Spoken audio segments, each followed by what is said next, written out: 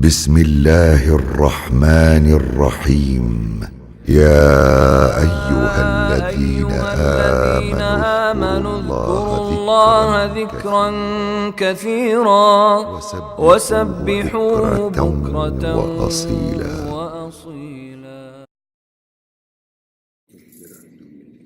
بسم الله الرحمن الرحيم. الحمد لله وكفى وسلام على عباده الذين اصطفى، خصوصا على سيد الرسل وخاتم الأنبياء وعلى آله الأسقياء وأصحابه الأتقياء، أما بعد. So we gather here today to start off a class on the 40 Hadith collection of Imam An-Nawawi rahmatullahi alayhi. Before we actually start the class on the Hadith, there are a few questions that we need to address. The first question, the most obvious one, is who is Imam An-Nawawi rahmatullahi alayhi, and why are we studying his book? So who is Imam An-Nawawi? Question number one. Question number two, why are we studying his book? After we've answered these two questions properly, then we're ready to actually study the book itself. So who is Imam An-Nawawi rahmatullahi alayhi? Imam An-Nawawi rahmatullahi alayhi's actual name is Muhyiddin Abu Zakaria Yahya ibn Sharaf. Muhyiddin Abu Zakaria Yahya ibn Sharaf. So in the Arabs, when they would call on someone, there were three methods they would use to refer to that person. One of the three methods was a laqab. A laqab was a praiseworthy title given to that person because of something they achieved. So Muhyiddin was his laqab, because he dedicated so much of his life to Hadith of the Prophet ﷺ and fiqh and all the different sciences. They said there wasn't a science that he studied, but he did not annotate his books on those sciences, meaning providing his own thoughts, his own reflections, his own research. So therefore he was given the title Muhyiddin, the reviver of the deen. And there were many scholars in the past who were given such beautiful titles. Imam Al-Ghazali rahmatullahi alayhi, he was called Hujjatul Islam. That him being a Muslim was a proof that Islam was the true religion. I mean, a man so intellectual, a man so deep in his knowledge. There were scholars that went as far as saying for Imam Ghazali rahmatullahi alayhi that he had all of the knowledge present to him. All the knowledge that was present to him, he had it all in his brain. And Imam Nawawi rahmatullahi alayhi was definitely one of those people. Now, his kunya is Abu Zakaria. Now, you'll learn up ahead. Actually, let me just define what a kunya is. The kunya is when you call a person while making reference to their male child. Generally, it's the oldest male child. And we will learn soon, inshallah, that Imam Nawawi rahmatullahi alayhi had no male child. So why was he called Abu Zakaria? We'll talk about it there, inshallah. What was his birth name? His birth name was Yahya. Yahya ibn Sharaf. He was born in the southern part of Damascus, in a small town, a small village known as Noah, in the year 631 after Hijri. And because he was born in this town, Noah, this is why he is more commonly known as Imam Nawawi rahmatullahi alayhi, making reference to the city he was born in. Imam Nawawi rahmatullahi alayhi was not born to a family of scholars. There are some scholars who were born to a family of scholars. So for example, one of the famous scholars of Medina Munawwara, Qasim bin Muhammad, he is known as one of the leading scholars of Medina Munawwara of his time. Qasim bin Muhammad was the son of Muhammad bin Abi Bakr, and his grandfather, Abu Bakr, was the companion of the Prophet ﷺ. So when you look at that family he comes to, Qasim, the son of Muhammad, the son of Abu Bakr as-Siddiq radiallahu anhu, who was a direct student of the Prophet ﷺ and the successor of the Prophet ﷺ, you see the richness in the family, and also you understand where that knowledge came from. It was transferred from generation to generation. Now, Imam Nawawi rahmatullahi alayhi didn't come from such a family. His father was a businessman, and he was a famous merchant. He gave most of his time to buying and selling.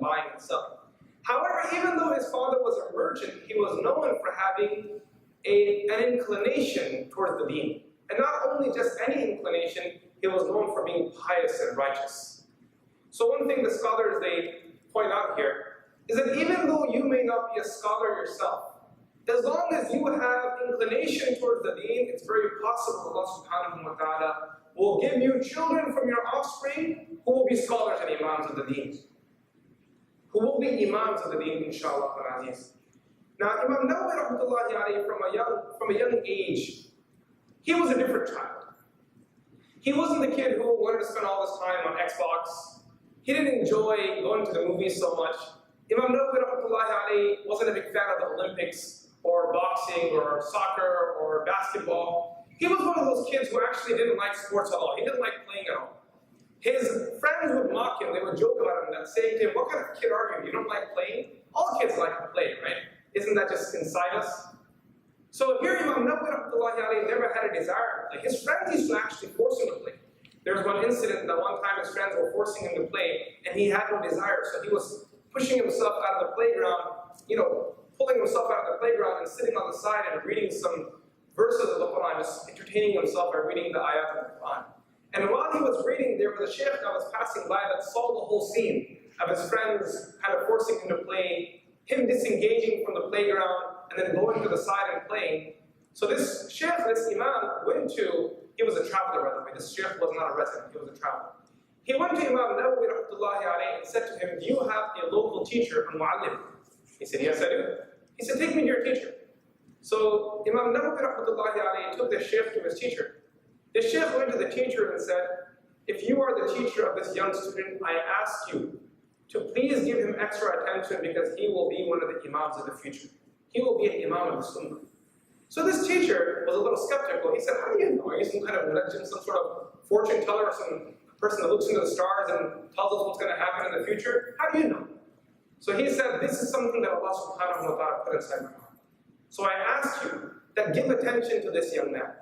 Now Imam Nawawi rahmatullahi alayhi, you see, he dedicates his life to learning the Quran, learning the Hadith. From a very young age, Imam Nawawi rahmatullahi alayhi had already memorized the entire Quran. When he was around 10 years old, he had already memorized the entire Quran cover to cover. And his father now financed him and sent him to schools to study. When he was 18 years old, his father sent him to Damascus, out of Noah, and to the major city, Damascus, because the resources there were much greater. Now the state of Damascus is very different from what it was not too long back. May Allah subhanahu wa ta'ala have mercy upon Damascus and Halab and all the cities in the country and that area, that region in general. May Allah subhanahu wa ta'ala preserve them and preserve their lives, preserve their families, preserve their wealth and their houses. It's a very sad situation. But there was a time where Damascus was the hub of knowledge.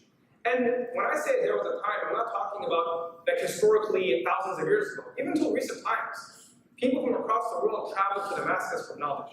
And Imam Nawawi rahmatullahi alayhi also traveled to Damascus to seek knowledge. The first school he went to is a school called Saramiyya.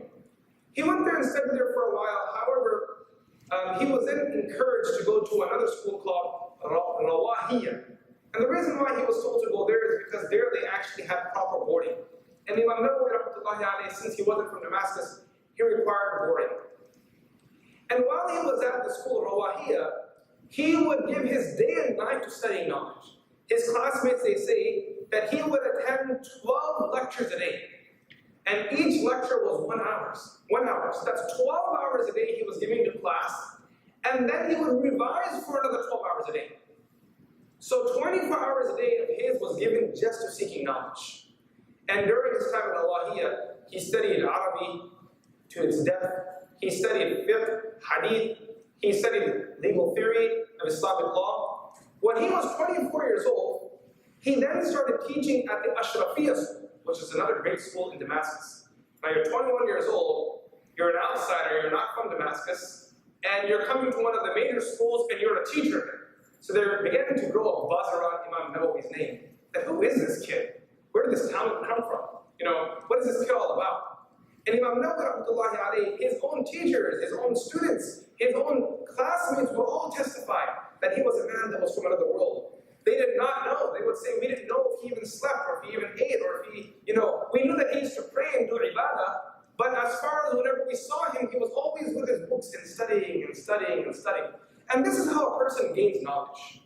Knowledge isn't gained through partial studies, even though partial studies have their place in Islam. But if you really want to reach that point where you can really make a difference, where you can take it to the next level, if you really wish or desire to be an imam in a science, then you have to know that you need to give it your all. Imam Abu Yusuf rahmatullahi alayhi would tell his students العلم لا يعطيك بعضه حتى تعطيه كله.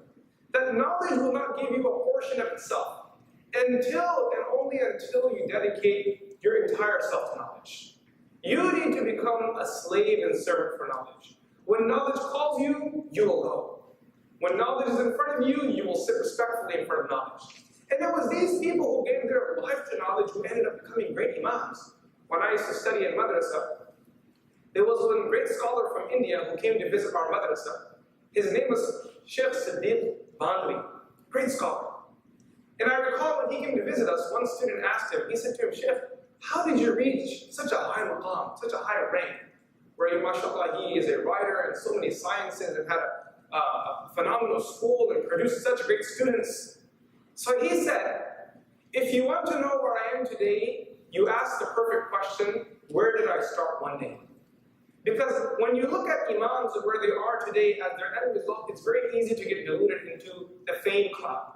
You have to go and put yourself where they started off. One of my teachers used to say, that there was a time in the beginning of our studies that we had dal without dal. Dal is like a lentil soup, right? We had a lentil curry without any lentil in there. It was like we were facing pure poverty.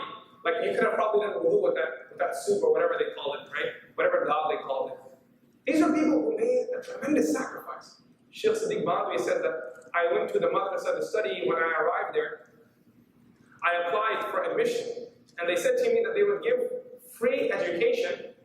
They would give me free hostel, free place to stay, but they wouldn't provide me food for free. They said I had to do my own food. So he said, in the lunch hour when all the students would take a 2-hour nap, Sheikh Siddiq, he said I would go to the village and there was a Hindu man there, I would work for him. And my job was to carry 2 buckets from his house, walk 1 mile, fill it up with water, and walk 1 mile back. That was his job. Now for someone who wasn't a bodybuilder or someone who didn't spend too much of his time in a gym, doing yoga, drinking protein shakes, Sheikh Siddiq Bandri says this was something very hard for him. It was very hard for him to walk with the buckets, first of all, 1 mile while they were empty, and filling them up would break my back, then carrying them for 1 mile would also hurt me more. And this person that I had to deliver the water to didn't live on the first floor, he lived on one of the higher floors. So I'd have to walk up the stairs with the buckets. And he said there were times in my life that I would reach the 2nd or 3rd floor and the bucket would slip from my hand. And I'd have to go all over it again. He said at some times I would sit by the side of the road and I would cry to Allah and say, Ya Allah, such a high price for knowledge, such difficulty. His mother and father couldn't help it. His mom actually told him very clearly at the beginning, my son, if you want to seek knowledge, I won't be a barrier, but I want you to know that it has to be your choice and it has to be your sacrifice. Because he had 2 sisters who both had disabilities. And his mother said, I've given my life to them and I can't work for you and I can't help you in any way. So he was on his own. He would work and do this every day until one day what happened was, there was another kid who joined the madrasa from his same city, Banda. Another kid from the same city joined the madrasa. And that kid applied for admissions and they told him the same thing. You can stay for free, you can study for free, but you can't eat for free. So the kid thought to himself, if I can't eat here, how am I going to live? I'm just going to go back home. So he kind of packed up his bags and was ready to go back home. When Sheikh Siddiq came to him and said, where are you going? He explained the situation. Sheikh Siddiq said to him that I work for this man in the village. And every day after I deliver him 2 buckets of water, he gives me 1 piece of bread. Half of the 1 bread is yours if you study hard. And now he was sharing the 1 bread he had to have with another student. These were people who made a great sacrifice. And Imam An-Nawawi rahmatullahi alayhi is at the top of that list, that he made such a sacrifice. He had very little things that he possessed. Some scholars say one of his students, who was known as An-Nawawi al-Sughra, his name was Ibn al-Attar. Ibn al-Attar is the major biographer of Imam An-Nawawi rahmatullahi alayhi. One of his students, someone who always had eyes on Imam An-Nawawi rahmatullahi alayhi. Ibn al-Attar says that all he possessed was a turban and a long gown. Everything else he just picked up from here and there and made ends meet. Otherwise, all he actually possessed in his wardrobe was a turban and a long gown. The reason why he possessed a turban is because it was a tradition for students of knowledge and scholars of hadith to wear a turban when they would teach. So he would wear a turban when he sat down. The only thing he would eat was cake and olives that his father would send him from Noah, because he was sure, he was certain that that was food that was earned through a permissible income. that was earned through permissible source. So that's the only thing he would eat, the food sent by his father, because he knew that if he polluted his body with something that was doubtful, it would leave a spiritual scar. And that spiritual scar would stop him and prevent him and become a barrier from the person who he wanted to become. Imam An-Nawawi rahmatullahi alayhi, he would avoid many permissible things just so that he can, just out of the doubt or the fear that these things may be done. And there are many scholars who actually teach us this lesson, that a person can only gain the highest levels of taqwa if you learn to sacrifice certain halal things.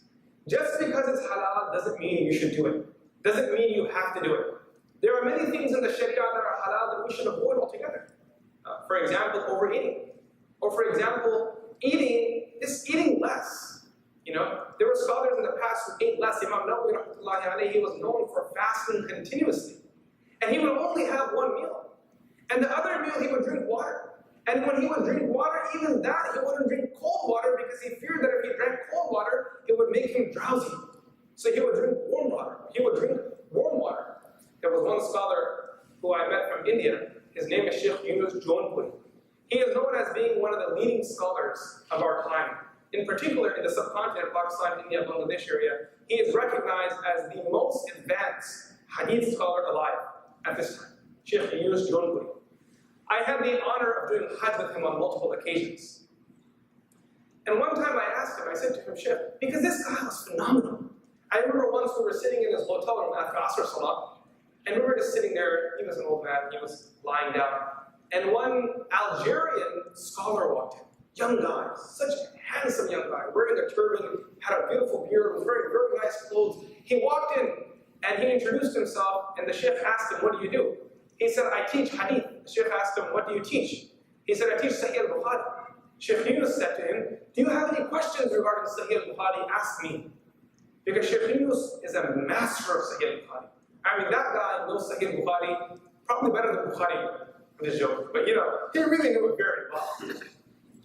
So the man said to him that I've been teaching Sahih al-Bukhari for a while, but the one thing that confuses me is the sequence that Imam Bukhari rahmatullahi alayhi used to set his abwab, set his chapters. It seems like his chapters are all over the place. It doesn't seem like there's some kind of flow. There doesn't seem to be, like, you know, there doesn't seem to be a nice sequence. It seems to be all over the place.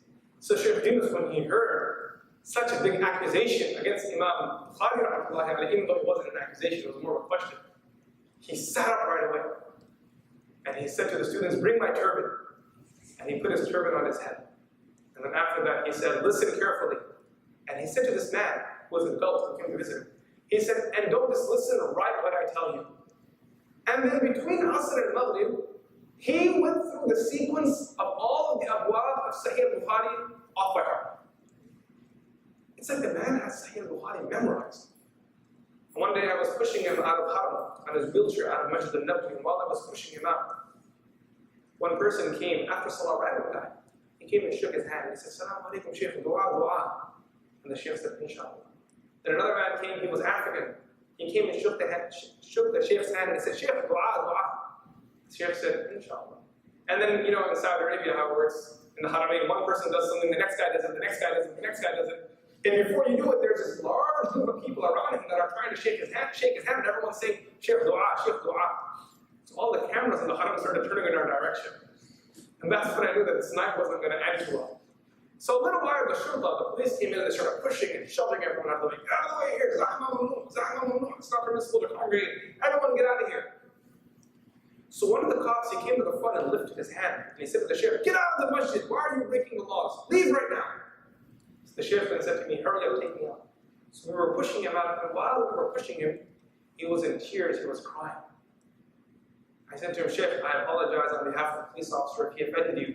The Sheikh said, no, I'm not offended at all by him. He was just doing his job. These tears are actually not of fear or regret or pain. These tears are of joy. Then he said, today the world is shaking my hands in the Haram. But there was a time where I was a young kid whose name was Yunus from a small town in India called Jaunpur. My destiny was to never be known. I was going to play in the mud, live in the mud, and die in the mud. But then a day came where I fell in love with the hadith of the Prophet ﷺ. And he said there was a time in my student life where while the students around me would be sleeping, I'd be sitting in the night in the light of the moon writing down hadith, because that was the only light I had available.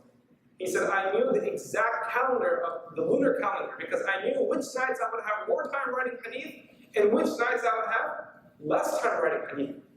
And this man dedicated so much of his life to hadith that Sheikh Yunus Jonpuri is from those scholars who dedicated his entire life to hadith and never got married. He never got married his entire life. He dedicated his entire life to hadith. And before you start thinking, wow, that's a really weird thing to do, because I kind of understand, it does sound like a weird thing to do. Imam Nawawi is one of those people too. He never got married his entire life. He dedicated his entire life to hadith, day and night. I asked Sheikh Yunus, I said to him, why is it that you didn't get married? So he said, I am from the group of Imam Nawawi rahmatullahi alayhi. We are a people who, when the time for marriage came, we had no desire in marriage. The only love we had was the hadith of the Prophet sallallahu alaihi wasallam. He said, if I had gotten married at that phase in my life, that stage in my life, I would have oppressed my wife because I wouldn't have had no interest in her at all. So I saved myself from dhulm, and I engaged in the one thing that my heart loved the most, and that was studying the Sunnah of the Prophet sallallahu alaihi wasallam, studying the hadith of the Prophet sallallahu alaihi wasallam. This is Imam Nawawi rahmatullahi alayhi. Imam Nawawi rahmatullahi alayhi, for his teaching, he never accepted compensation except for the first 2 years. The first 2 years he accepted compensation. Otherwise, the rest of it he taught waqf for the sake of Allah subhanahu wa ta'ala. And even those first 2 years he taught, he used his compensation to purchase books, which later on he gave as a gift to the madrasa itself. He didn't walk away with any money from his teaching. But again, Imam Nawawi rahmatullahi alayhi came from a family. His father was a businessman. He was a merchant, so he was getting his finance, it was flowing in from his family. When the Chief Justice, Tajuddin as-Subki, was once asked to complete Imam Nawawi rahmatullahi alayhi's work, Al-Majmu', there was some part of it left. He said, can you please complete it? Someone asked Tajuddin as-Subki. So he excused himself by saying that, I can't fulfill the project of Imam Nawawi rahmatullahi alayhi because I don't have the same number of books he had. Because Imam Nawawi rahmatullahi alayhi had a small little room. And in his room, if the books were out, he couldn't sleep. He had to pile all the books up in one corner in order for himself to be able to lie down. Which shows us first thing how tiny his room was. And the second thing we learned is, how tiny his room was, college life, be patient. A day will come when you'll outlive that college phase. But then the second thing we learned is Imam Nawawi rahmatullahi alayhi, he also had so many books. Day and night he would just sit and read and read and read. I was telling the students at the Qadam seminary earlier today, or yesterday was, that one of my teachers, Sheikh Ahmad Umaraji, rahimahullah, he was a teacher of ours who loved books. He loved books so much that he spent his day and night with books. If you wanted to search for him while he was on campus in the madrasa, if you were searching for him, if he wasn't in the masjid reading salah or in the classroom teaching, there was only one place he would be. Where is that? The library. He would even take his meals there. He would only take his meals in the library. He would tell the students, bring my meals here, let me take my meals in the library. And subhanAllah, 2-3 years ago, he also passed away in the library. He was sitting after Fajr Salah reading some books of hadith, and that's when Malak al-Maut must have come to him and extracted his soul, and he leaned forward. When they found his body, he was lying in the maktab, in the library, over his books. Rahimahullah rahmatan wasi'ah. Imam Nawawi rahmatullahi alayhi lived a very short life. Towards the end of his life, he returned back to the city of Nawa. The ruler of the time didn't like Imam Nawawi rahmatullahi alayhi too much because Imam Nawawi was a very prominent person, and also Imam Nawawi rahmatullahi alayhi had no interest in the corruption of the rulers of the time. So he kind of expelled Imam Nawawi rahmatullahi alayhi. Didn't really expel him, but asked him to leave. Imam Nawawi rahmatullahi alayhi left. He then went to visit his teachers and colleagues in Damascus. Then after that, he went to Jerusalem. Then on the way back, he went to Nawa. And he stayed there for a while. He then fell ill and passed away in the city of Nawa on the 24th of Rajab in the year 676. He died at the age of 44. 44 years old. There are many of us in this gathering that are actually older than Imam Nawawi was. Yet in his short life, he made such a tremendous dedication, wrote so many books. They say that until Imam Nawawi rahmatullahi alayhi wrote his commentary on Sahih Muslim wasn't commentated on properly. The sharh of Sahih Muslim was not this, it was incomplete. Until Imam Nawawi rahmatullahi alayhi came and he commentated on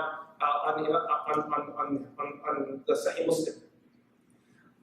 There's a scholar by the name of Abu Abbas, he says that Imam Nawawi rahmatullahi alayhi had reached mastery in all three major areas. And what are these three major areas he's referring to? First of all, knowledge. Second of all, zuhd, asceticism. His dislike for the world, like you're not getting involved with the bling of the world, just living a very simple life. His focus being on Allah and the hereafter. And the third thing, he was also a master when it came to commanding people to do good and forbidding them from doing evil.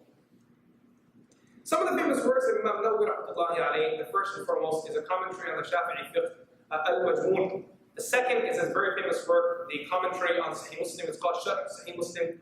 He then wrote a famous book called Riyadh al-Salihin, which I'm sure many of you have read or have been a part of a halaqah or a class where it was being taught. I believe every masjid in the world probably has a copy of the Riyadh al-Salihin, and I'm not exaggerating, which again shows his acceptance. And then also, from the many books is this book right here, Imam Nawawi rahmatullahi alayhi's Arba'in, his 40 hadith collection.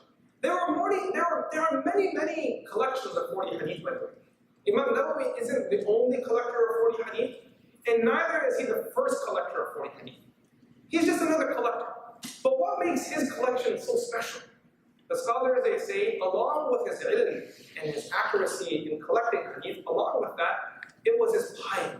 It was a foundation behind it. You know, there are some people who have so much knowledge, they have so much information, may I say, but there's little acceptance. But then there are some people who have little information, little knowledge, but there's acceptance from it. That's why my teacher used to always say, قابلية alag cheeze, قبولية alag cheeze. Qabiliyat, to have the ability to do something, that's one thing. But along with having your ability, you also have to have qubuliyah, which means acceptance from Allah. Hence, Ibrahim alayhi salam, after he finishes the construction of the Kaaba, he just proved his qabiliyah by building the Kaaba, his ability. But he doesn't just walk away, go home, and start binge watching on Netflix. Ibrahim alayhi salam knows that there's still something else he needs to do. And he stands with his son Ismail in front of the Kaaba, and they make the dua, رَبَّنَا تَقَبَّلْ مِنَّا قُبُولِيَّة. Ya Allah, we proved our qabiliyah here, but now we need your qubuliyah, we need your acceptance. So let's get into the introduction of Imam Nawawi rahmatullahi alayhi. What is this book about? So one thing we know for sure, Imam Nawawi rahmatullahi alayhi, in this book, he is collecting 40 hadith of the Prophet sallallahu alayhi wa sallam. Now, first of all, FYI, this book does not have 40 hadith, it has 42 hadith. Okay, first thing. But the reason why it's called a 40 hadith collection is to round it up to the 40 because there is a virtue mentioned in some ahadith regarding 40 hadith collection. So before we get to all of that, I thought I would start off by actually reading the introduction of Imam Nawawi rahmatullahi alayhi in his 40 hadith collection.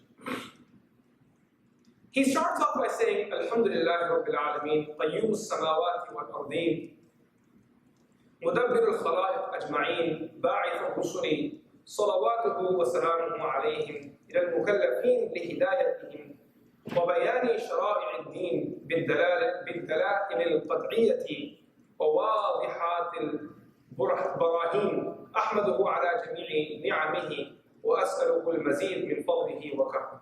Now in this first part, more or less, he's praising Allah subhanahu wa ta'ala. That's a summary of it. And he's also now, why is he praising Allah subhanahu wa ta'ala? Because we know that any action you start, you always start in the name of Allah subhanahu wa ta'ala. There is one hadith that tells us that any action that is started without the name of Allah has no barakah. So he starts off doing exactly that. The second thing is that any project you start, or any goal that you want to take on, you always praise Allah at the beginning because Allah subhanahu wa ta'ala is the only one who can give you the ability to complete that. Who can give you the ability to carefully and properly execute what it is you're going after. So that's why the importance of hamd, alhamdulillah, alhamdulillah, always praising Allah subhanahu wa ta'ala. And the truth is that when a person thoughtfully praises Allah subhanahu wa ta'ala, when a person thoughtfully praises Allah subhanahu wa ta'ala, that's when you learn to build an intimate bond with Allah subhanahu wa ta'ala. Because you praise Him for His favors upon you. You think about that Allah subhanahu wa ta'ala is the one who created the skies and the earth. He is the one who maintains the skies and the earth. This hadith that I'm reading was delivered to us through the prophets, and these ahadith are clear proofs. And these ahadith were delivered to us because Allah subhanahu wa ta'ala sent the prophets. Ba'ith al-Rusul. Allah is the one who sent the prophets. And then he says, Ahmaduhu ala jami'i ni'amihi. I praise Allah for all of His favors. وَأَسْأَلُهُ الْمَزِيدَ مِنْ فَضْلِهِ وَكَرَمِهِ. And I ask Allah to shower me with more of His favor and more of His honor. Then after that, he testifies in the oneness of Allah. وَأَشْهَدُ أَنْ لَا إِلَهَ إِلَّا اللَّهُ الْوَاحِدُ الْقَهَّارُ الْكَرِيمُ الْغَفَّارُ وَأَشْهَدُ أَنَّ مُحَمَّدًا عَبْدُهُ وَرَسُولُهُ وَحَبِيبُهُ وَخَلِيلُهُ أفضل المخلوقين والمكرم بالقرآن العزيز المعجزة المستمرة على تعاقب السنين وبالسنن المستنيرة للمسترشدين المخصوص بجوامع الكلم وسماحة الدين صلوات الله وسلامه عليه وعلى سائر النبيين والمرسلين وآل كل وسائر الصالحين. So in this part now, he's testifying to the oneness of Allah subhanahu wa ta'ala. And then he sends his salutations upon the Prophet sallallahu alayhi wa sallam and praises the Prophet sallallahu alayhi wa sallam for being the one who is the beloved of Allah subhanahu wa ta'ala, the servant and messenger of Allah subhanahu wa ta'ala, the one who was honored by the miracle, the continuous miracle of the Quran, the honorable Quran, which was sent after a long drought. There was no revelation for such a long time. And then the revelation of Allah subhanahu wa ta'ala came. And Allah subhanahu wa ta'ala also blessed the Prophet sallallahu alayhi wa sallam with a beautiful sunnah. And he was makhsus bi jawami al-kalim. This is a very beautiful praise he uses to praise the Prophet sallallahu alayhi wa sallam. What does that mean? Al-makhsus bi jawami al-kalim. Al-makhsus means he was unique, he was special. Bi jawami al-kalim, with concise statements. The Prophet ﷺ would make a small statement, and 1400 years later, scholars are still commentating upon that one statement. Still going to the depth of it. When I'm teaching hadith this year, Mishkat al-Masabih, to the students at the Qalam Seminary, those who are in the advanced years. And when I sit and teach them, sometimes we open up one hadith. There was one time we discussed one hadith for almost 1 hour. And one of the students in the class said to me, I never imagined there could be such commentary on a hadith for 1 hour. By the way, it wasn't 1 hour of stories and idur ki bekaba. It was 1 hour of proper commentary. Like, aqwal and opinions and how the hadith and what we derive from the hadith and the context of the hadith and the meaning of the hadith and how to implement that hadith. And as we were going through it, the students were amazed. And I said to them, this is the jawami al-kalim of the Prophet sallallahu alayhi wa sallam. How the Prophet sallallahu alayhi wa sallam had these precise and concise statements. And we'll learn this through the class. While we're reading these ahadith of the Prophet ﷺ, we'll exercise many of these. He then says, Amma ba'd. Amma ba'd is a transitional statement. This is the statement you put inside your muqaddamah or in your letter, in your introduction or in your letter, when you're done with the praise and ready to talk about and introduce the science of the book. So now he's ready to introduce the book. He said, فَقَدْ رَوَيْنَا أَنْ عَلِيِّ بْنِ أَبِي طَالِبٍ وعبد الله بن مسعود ومعاذ بن جبل وأبي الدرداء وابن عمر وابن عباس وأنس بن مالك وأبي هريرة وأبي سعيد الخدري رضي الله عنهم من طرق كثيرة بروايات متنوعات. He says that he narrates a bunch of Sahaba and said that through all of these Sahaba we receive one narration. And the narration comes to us through many pathways, meaning there are many chains that narrate this hadith. And what is this genre of hadith? أن رسول الله صلى الله عليه وسلم قال من حفظ على أمتي 40 حديثا من أمر دينها بعثه الله تعالى يوم القيامة في زمرة الفقهاء والعلماء. وفي رواية بعثه الله فقيها وعالما. وفي رواية أبي الدرداء وكنت له يوم القيامة شافعا وشهيدا. وفي رواية ابن مسعود قيل له ادخل من أي أبواب الجنة شئت. وفي رواية ابن عمر كتب في زمرة العلماء وحشر في زمرة الشهداء. So he narrates all these ahadith that the Prophet ﷺ said, whoever memorizes 40 hadith, that's one interpretation or one translation of this hadith, or the more accurate translation of this hadith is, whoever preserves or safeguards 40 hadith for my ummah that relate to the matter of this religion. Meaning anyone that preserves 40 hadith for the ummah so people can come and learn them. What does that mean? Maybe it preserves them as a book, writes them as a document. That's why I always tell my students that I encourage every Muslim to compile a 40 hadith collection. Every Muslim should compile a 40 hadith collection. You don't need to publish it, it doesn't need to go online, it doesn't need to be in an online bookstore. Just collect it for your own benefit. That these are my favorite 40 ahadith of the Prophet ﷺ. As a Muslim, when I studied the Prophet's ahadith, when I read them, these are 40 ahadith that meant something to me. And you can choose a common theme, as Imam An-Nawawi will talk about up ahead. I would love to see someone collect 40 ahadith of the Prophet ﷺ that relate to the youth. We have 40 ahadith regarding the wives of the Prophet ﷺ, and 40 ahadith on nikah, and 40 ahadith on this, and 40 ahadith on that. I once came across a 40 hadith collection. It's called the 40 ahadith of Muhammad, which means there are 40 ahadith, and all the narrators in all 40 of these ahadith, guess what their names are? Muhammad. And Muhammad, Ibn Muhammad, Qala Muhammad, and Muhammad, Sami'a min Muhammad, Hadathani Muhammad. That's kind of like what the chain of narrations sound like, Muhammad, Muhammad, Muhammad. And then there's another famous 40 hadith collection in which the author of the 40 hadith collection, what he did was, he collected 40 ahadith. Are you guys ready? That's one, from 40 hadith. He collected 40 compilations of 40 hadith. I have that book at home, by the way. So there are 40 hadith collections, and this author collected 40 collections of 40 hadith collections. So this time 40 by 40, and that's how many hadith are in that book. Okay? There's another one that I was referring to, in which the author, what he did was, this is prior to having access to easy transportation, he traveled to 40 different major cities and narrated one hadith from each of the major scholars there. So there are 40 hadith from 40 major cities. So the people had a different taste, different spin on what they were looking for. They created a thesis, a hypothesis, what they wanted to accomplish, and then they collected 40 hadith. Now, the one who does this, what's their reward? One hadith says that they will be resurrected in the group of the scholars and jurists. One hadith says that that person will be resurrected as a scholar and a jurist. One hadith says that that person, I will intercede on behalf of that person and I will testify on behalf of that person to Allah subhanahu wa ta'ala. One hadith tells us that Allah subhanahu wa ta'ala will say to that person, enter into whichever door of Jannah you want to enter through. Subhanallah. And one hadith says that his name will be written in the group of scholars and he will be resurrected with a group of the martyrs. Now, after narrating all of these ahadith, Imam An-Nawawi rahmatullahi alayhi, what does he say? He says, وَاتَّفَقَ الْحُفَّاظُ عَلَىٰ أَنَّهُ حَدِيثٌ ضَعِيفٌ وَإِنْ كَثُرَتْ طُرُقُهُ. So after I shared all of these narrations regarding 40 ahadith and their virtue, all the scholars who are masters of hadith, the huffaz, the masters of hadith are in consensus that ahadith relating to preserving 40 hadith are all weak. Even though they come through many chains, what does Imam An-Nawawi rahmatullahi alayhi himself say? They are all weak. But just because they're weak, does that mean Imam An-Nawawi is not going to write this book? Does that mean Imam An-Nawawi isn't going to write this book? A weak hadith still has a place in the religion, and he's going to address that very soon. So how he addresses it is very interesting. He starts off by saying, there were other scholars before me who practiced these ahadith too. So he's kind of taking the blame off himself. He said there were other scholars who did it as well. And he starts off by saying, وَقَدْ صَنَّفَ الْعُلَمَاءُ رَضِيَ اللَّهُ عَنْهُمْ فِي هَذَا الْبَابِ مَا لَا يُحْصَى مِنَ الْمُصَنَّفَاتِ. So many books have been written in this genre of 40 hadith collection that you can't even count them.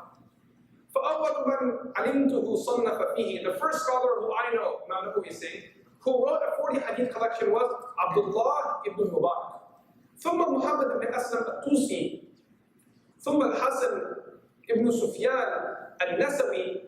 وأبو بكر الآجري وأبو بكر محمد بن إبراهيم الأصفهاني والدارقطني والحاكم وأبو نعيم وأبو عبد الرحمن السلمي وأبو سعيد الماليني وأبو عثمان الصابوني وعبد الله بن محمد الأنصاري وأبو بكر البيهقي.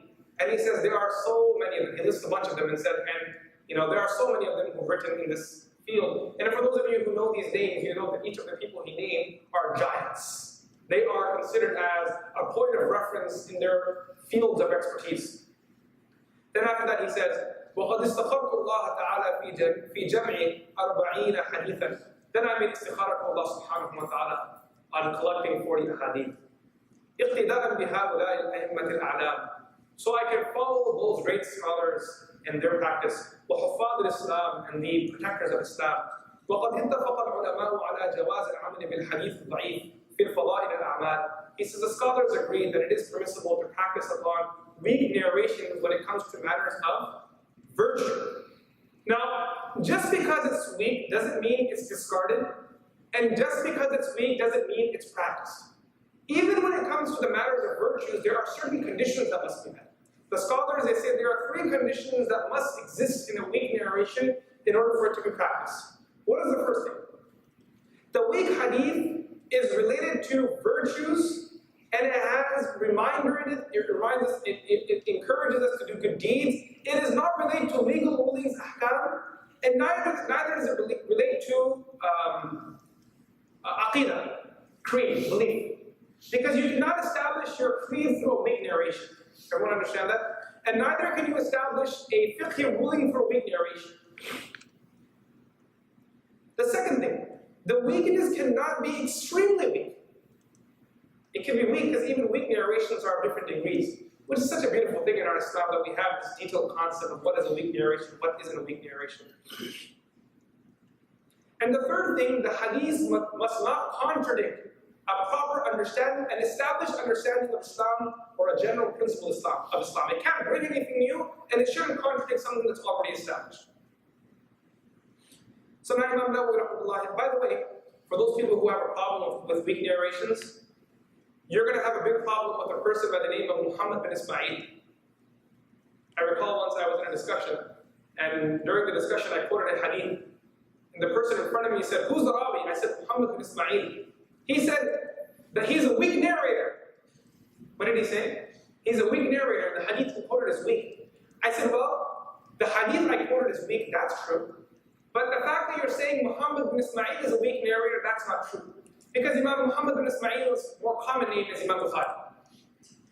Uski hawal udhar nikal gayi. He went quiet. He's like, oh man, you played me, Shaykh. I didn't know that Imam Bukhari's real name was Muhammad bin Ismail. Imam Bukhari wrote many books, by the way.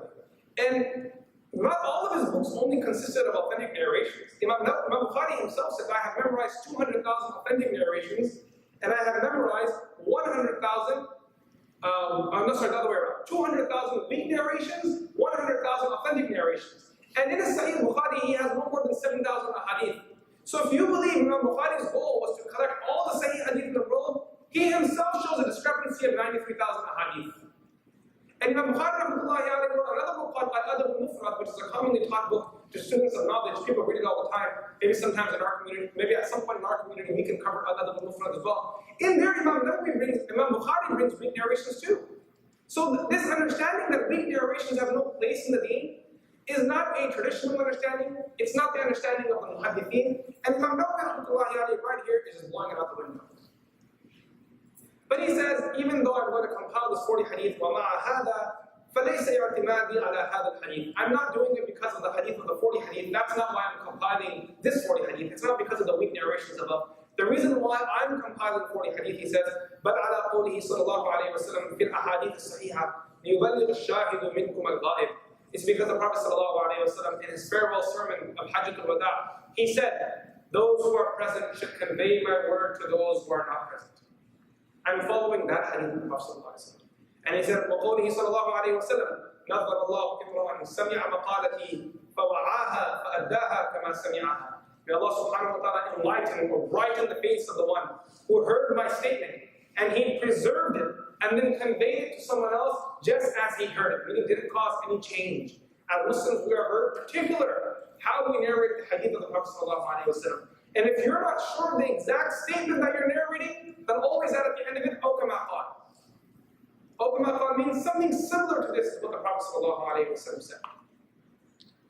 Then he says, ثم من العلماء من جمع الأربعين في أصول الدين وبعضهم في الفروق وبعضهم في الجهاد وبعضهم في الزهد وبعضهم في العداء وبعضهم في الخطب وكلها مقاصد صالحة رضي الله عن مقاصدها. He said that many scholars came, they compiled 40 ahadith with different intentions. Some scholars compiled 40 hadith on the usul, the principles of the deen, while some compiled 40 hadith on the furu', the lower issues of the deen, while some scholars compiled a 40 hadith collection just on the topic of jihad. and some scholars compiled 40 hadith collection just on zuhd asceticism. Some scholars collected 40 hadith on the importance of adab, proper manner. Some compiled, and then he continues on with all these different reasons why they compiled. He says, وَقَدْ رَأَيْتُ جَمِيعَ 40 أَهَمَّ مِنْ هَذَا كُلِّهِ وَهِيَ 40 حَدِيثًا مُشْتَمِلَةً عَلَى جَمِيعِ ذَلِكَ.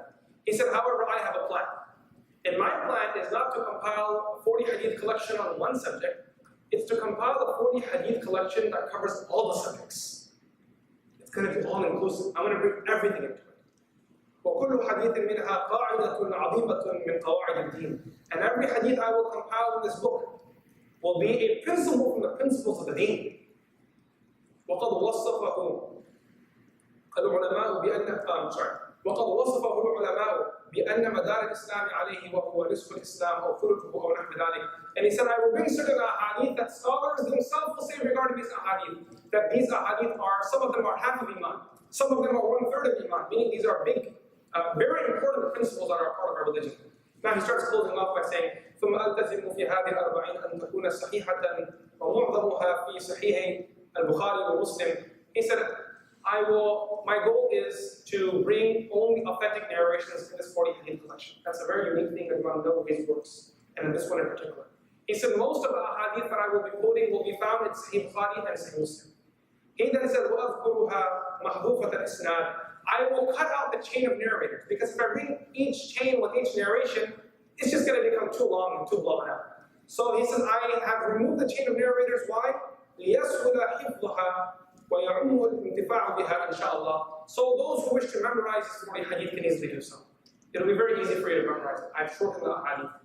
And he said also, it'll be easy to benefit from it. Then he says, ثُمَّ أَتْبِعُهَا بِبَابٍ فِي ضَبْطِ الْخَفِيرِ أَلْفَاظِهَا. So if there's ever any words that are a little complicated, I will also help you understand them too. وَيَنْبَغِي لِكُلِّ رَاغِبٍ فِي الْآخِرَةِ أَنْ يَعْرِفَ هَذِهِ الْأَحَادِيثِ.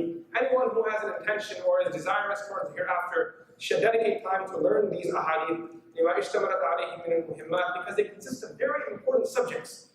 وَاحْتَوَتْ عَلَيْهِ مِنَ التَّنْبِيهِ عَلَى جَمِيعِ الطَّاعَاتِ. And it also covers and highlights the good deeds that a person needs to bring in their life.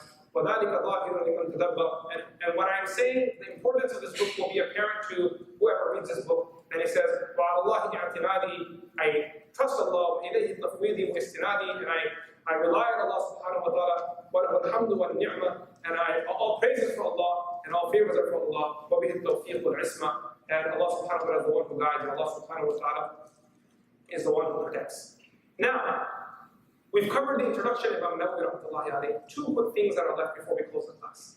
One thing, we're going to be studying 40 hadith, so it only makes sense if we define what the word hadith means. So what does the word hadith mean? Literally, lughatan, from a dictionary standpoint, the word hadith means something new. Ziddul qadim, it's the opposite of something old. And the reason why, now hadith is also used to refer to speech. And the reason why speech is called hadith is because every time you say something, it's something new. It has a beginning. You initiated a statement. Before you initiated it, that statement didn't exist. So that's why hadith is there, Zindul Qadim, as an opposing to something old. Now technically, when we use the term hadith, what does it mean? ما أضيف إلى النبي صلى الله عليه وسلم من قول أو فعل أو تقرير أو صفة خلقي أو خلق. What does that mean? That whatever is attributed towards the Prophet sallallahu alaihi wasallam, whatever is attributed towards the Prophet sallallahu alaihi wasallam, from his statements, anything he said, it's not considered a hadith. Or his actions, anything he did, is not considered a hadith. أو تقرير, or something happened in his presence and he remained silent to it, that's considered a hadith as well. Because the reason why that's something important is because had it not been permissible, the Prophet ﷺ would have immediately prohibited, stopped that act, because he was a prophet. He would not allow something haram to happen in his presence. Or a characteristic of his, or a characteristic or description of his that describes his physical features or his internal character. So someone saying that the Prophet ﷺ was more beautiful than the full moon, that's a hadith too, because it's describing his physical features. Or someone saying the Prophet ﷺ was more modest than The newlywed, while she is sitting inside her hawdaj, sitting inside her little camp, her little carriage, they're describing his characteristics. So now that we understand hadith, it is also important to know hadith are of different grades. There are authentic narrations, there are hasan good narrations, there are weak narrations, and then there are some narrations that are absolutely fabricated. If you are interested in learning more detail on these terms and the different types and what their definition is, you'll need to study a more advanced and more detailed class. There's a class that I teach actually in this masjid in the summer called the Hadith Intensive, in which we actually cover all of this and much more in a lot of detail. So we invite you to that class. Otherwise, there are many books on this, and there are many courses online that are easily available. The last thing I want to cover before I close today, it is a tradition that when we study hadith, since next week we're going to start the first hadith, it is a tradition that before you study a collection of hadith, you cover the hadith known as Al-Musalsal bil-Awwaliyah. This is the first hadith every student hears from their teacher. When I stand in front of my teachers, the first hadith they taught us was Musalsal bil-Awwaliyah. Musalsal means something will continue. Al-Awwaliyah means the first hadith. There are many ahadith like this. For example, Musalsal bil-Musafa. Every time the students study this hadith from their teacher, what do? They shake the teacher's hand. Musalsal bil-Tabassum. Every time you study this hadith from your teacher, you smile. Because the Sahabi, when he heard this hadith from the Prophet, he smiled. And then when he taught it to the student, he told the student, you must smile too. And his student made his student smile. So similarly, Musalsal bil-Ma'i wa tamar. That the hadith, that when you teach this hadith, the teacher gives the student 2 dates and some water. Some zamzam water. These are all different types of hadith. So there's one called Musalsal bil-Awwaliyah. The hadith in which it's the first hadith every student hears from their teacher. So I will share this hadith with you, inshallah al-aziz, while also sharing my entire chain of narration in this hadith. I heard the hadith of Musalsal bil-Awwaliyah from my dear teacher, Sheikh Yusuf bin Sulaiman, who taught me this hadith in England while I was studying in the Darul in the outskirts of Manchester, in a small little village called Ramsbottom. And he studied it from his teacher, Sheikh Muhammad Zakaria Kandalwi, who studied it from his teacher, Sheikh Yahya. And this was the first hadith he heard from his teacher, Sheikh Rashid Ahmed Gangohi. And this was the first hadith he heard from his teacher, Sheikh Abdul Ghani Mujaddidi Dahlawi. And this was the first hadith he heard from his teacher, Sheikh Shah Ishaq Dahlawi. And this was the first hadith he heard from his teacher, Sheikh Shah Abdul Aziz Dahlawi. And then from there, I'm just going to read the rest of the hadith and the rest of the chain in Arabic, inshallah. And he heard from his teacher, Shah Waliullah, who says, حدثني سيد عمر من لفظه تجاه قبر النبي صلى الله عليه وسلم. He said that I heard the hadith from my teacher, Sayyid Umar, while I was standing in front of the grave of the Prophet صلى الله عليه وسلم. وهو أول حديث سمعته منه. And this was the first hadith I heard from my teacher. قال حدثني جدي الشيخ عبد الله بن سالم البصري قال وهو أول حديث سمعته منه.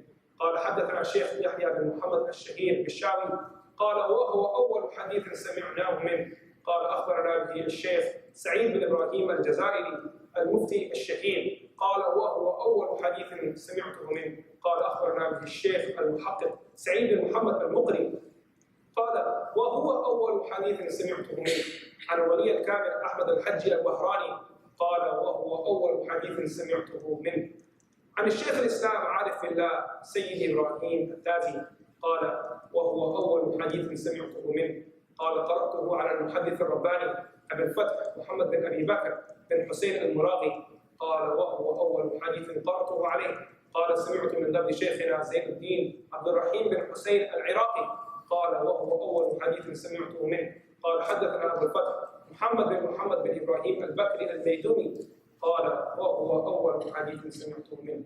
قال أخبرنا نجيب بن فرج عبد اللطيف بن عبد النعيم عبد المنعم الحراني قال وهو أول حديث سمعته منه. قال أخبرنا الحافظ أبو الفرج عبد الرحمن بن الجوزي قال وهو أول حديث سمعته منه. قال أخبرنا أبو سعيد إسماعيل بن أبي صالح النيشابوري قال وهو أول حديث سمعته منه. قال أخبرنا والدي أبو صالح أحمد بن عبد الملك المؤذن قال وهو أول حديث سمعته منه. قال أخبرنا أبو طاهر محمد بن محمد محمش الزبادي قال وهو أول حديث سمعته منه. قال أخبرنا أبو حامد أحمد بن محمد بن يحيى البزاز قال وهو أول حديث سمعناه منه. قال حدثنا عبد الرحمن بن بشر بن حكم قال وهو أول حديث سمعته منه.